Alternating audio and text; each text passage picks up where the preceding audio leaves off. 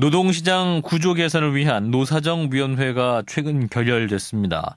그런데 결렬 이유가 됐던 쟁점들에 대해서 정부가 독자안을 추진하겠다 이렇게 밝히면서 지금 노정 갈등 극한으로 치닫고 있죠. 이에 따라 민주노총은 24일 총파업을 앞두고 있고 한국노총도 다음 달 총파업 찬반 투표를 벌일 예정입니다. 민주노총 한상균 위원장을 지금 만나보죠. 위원장님 안녕하십니까? 네, 안녕하십니까. 반갑습니다. 예. 자, 오는 24일 금요일인데 파업 규모는 어느 정도입니까? 파업 규모는 지금 계속 좀 늘어가고 있는데요. 예.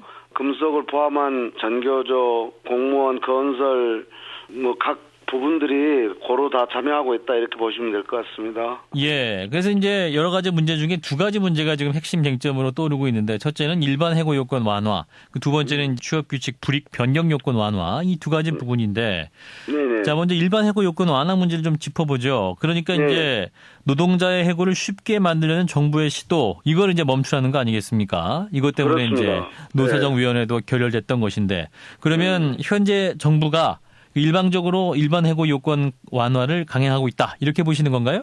정부가 이제 노사정 결렬 이후 오히려 참 그 일성이 더 무서웠는데 예. 정부 주도로 어차피 강행하려고 했었다. 라는 이런 멘트를 봤어요. 예. 정부는 그러면 결국 노동자들은 협의국의 들러리로 생각했었던 것이고, 예.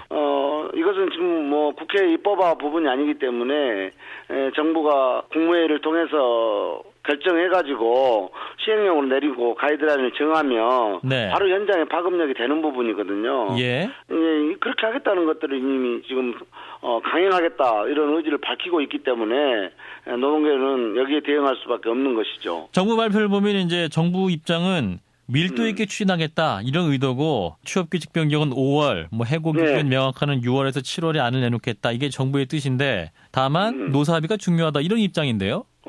저는 밀도 있게 하겠다는 말이 무슨 말인지 잘 이해는 안 가는데 노사합의가 중요하다고 하면 현재 단협으로 노사관계를 잘 유지하고 있는데 이것을 지금 노동부가 올권으로 하고 올권을 해가지고 노사 단협에 대한 교통령을 새롭게 한다는 것은 굉장히 위헌적 발상이다 이렇게 보고 있습니다. 예. 그러니까 이제 노조의 동의 없이도 임금 제도를 성과 연동제로 고치도록 하고 또한 평가를 해갖고 성과가 낮은 사람들은 쉽게 해고할 수 있도록 한다. 이게 이제 핵심인데 자 이렇게 되면 지금 방송을 듣는 많은 청취자들도 그런 대상이 될 수 있다 이런 건가요? 말씀하신 대로 어느 성과가 없다.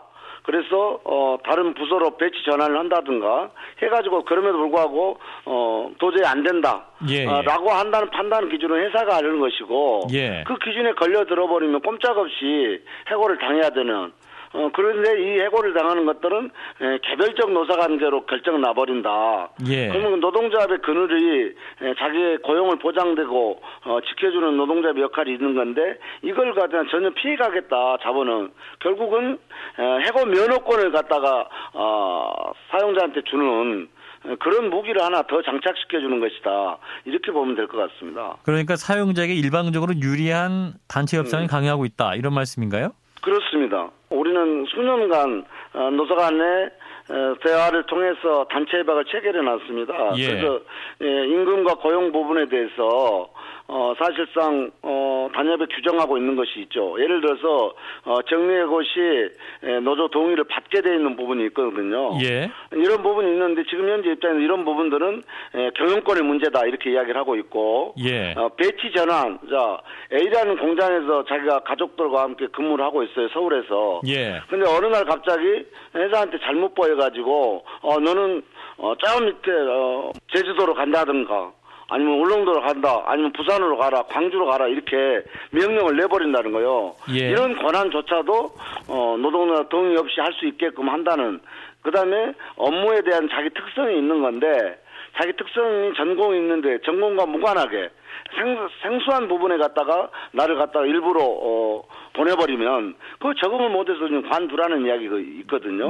지금까지 이제 노동조합과 동의인데 이걸 일방적으로 회사의 고유 권한이다. 이렇게 지금 규정을 짓고 있는 것입니다. 그런데 이제 이기권 노동부 장관 해명을 보면 정당한 이유 없이 해고하지 못한다. 이렇게 명시도 돼 있기 때문에 그리고 법원 판례라는 중앙성도 있기 때문에 걱정 안 해도 된다. 이렇게 말을 하고 있는데요. 굉장히 그런 판례가 있고 그렇다면 그대로 단협을 잘 보장하면 될 것이지. 예. 왜 장관이 이런 부분에 대해서 지금 사실상 노사정 합의가 결렬됐으면 그 예. 문제의 핵심에서 해법을 찾아야 되는 것이지 너무 무리한 시도가 아니었느냐. 이렇게 해야 될 것인데 정부는 그대로 강행을 해가면서 굉장히 이런 변명을 하는 것에 대해서는 굉장히 어느 노동자가 어느 국민이 납득할 수 있겠습니까? 예. 자, 하지만 이제 이번 노총의 파업을 두고 정부에서는 또 이렇게 말하고 있습니다. 파업 목적이 근로조건과는 관련 없는 사안이다. 사업주가 결정할 수 없는 정부 정책이라서 파업 대상이 아니다. 이런 입장인데요. 역으로 그러면 한번 물어보고 싶은 것은 해고에 대한 문제와 임금, 노동시간, 그다음에 퇴직금, 호봉의 문제, 취업규칙에 대한 문제, 이런 모든 문제가 사실 나의 근로조건과 관계가 없는 것인지 정부한테 좀 묻지 않을 수 없는 거거든요. 예. 오히려 지금 정부가 이런 아주 구체적인 단협안에 대해서 직접 정부가 사용자 역할을 대신하고 있는 것인데 예. 왜 이렇게까지 노동자들 벼랑으로 몰고 있는지 여기에 대해서 정부는 정말 말도 안 되는 변명을 하고 있다 말씀드립니다. 네, 그리고 또 하나 이제 파업을 비판하는 정부의 논리 중 하나는 이제 이렇게 대기업 원청이 파업을 하게 되면 협력업체 직원들은 이제 일을 못하고 고스란히 피해를 입게 된다. 더 어려운 노동자에게 또 피해를 주기 때문에 사회적으로 용납될 수 있겠느냐 이런 비판도 하고 있는데요. 현재 우리의 파업은 그 논리도 맞지 않는 게 지금 공공부문과 민간부문 예. 거기에 정규직과 비정규직 그리고 조직된 노동자뿐만 아니라 미조직된 노동자들 전체한테 미치는 파급력이 어마어마한 큰 상황입니다. 예. 96년, 97년 노개투 투쟁이라고 우리는 했습니다. 예. 정리해고 도입에 반대하고 파견권 반대했던 투쟁인데요.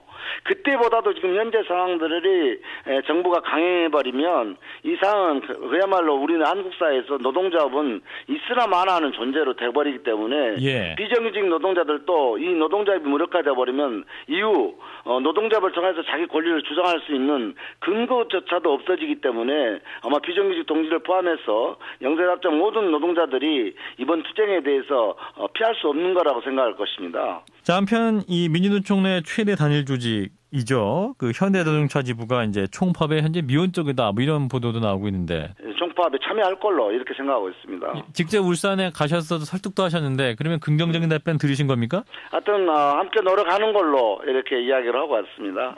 예, 알겠습니다.